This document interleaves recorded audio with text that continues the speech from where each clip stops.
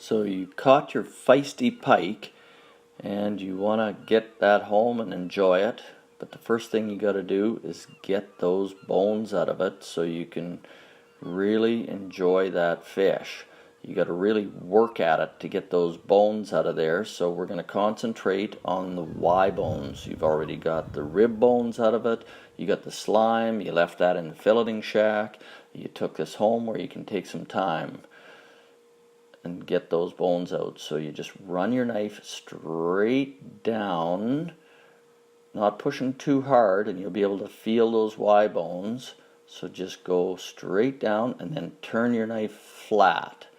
You can see I got a good sharp knife, and just gently push along there. Don't cut that strip right off though.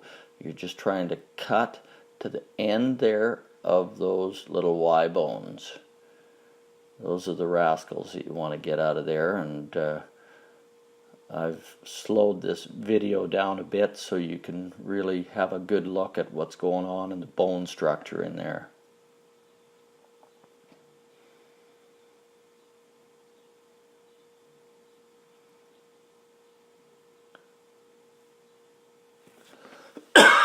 Excuse me. Then straight down again on the back side of the Y bone, and then turn your knife and come underneath that bone. You can see there those rib bones are cut right off, just gently right to the end of the Y bone, leaving that strip on there, and just keep working your way down that fillet.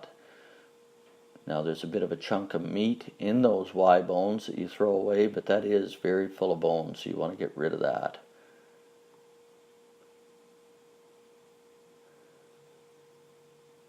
It takes a bit of practice, but like I said, that's why I take this home and put it on your counter, have a good look at it, and just take your time with it. These pike fillets are delicious, but everybody's scared of the bones and the slime and the teeth on these pike, but they're really, if you get them out of nice cold water, they're second to none.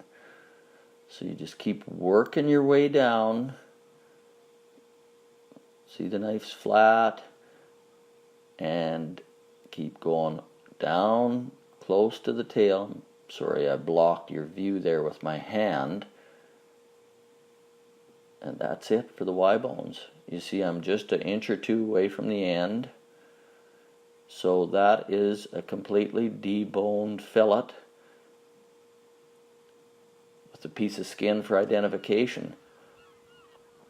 So you keep practicing, and pretty soon you're going to be just slicing that knife right through there, and you'll have your fish all done, and you'll be able to just get your beak in there and enjoy that fish.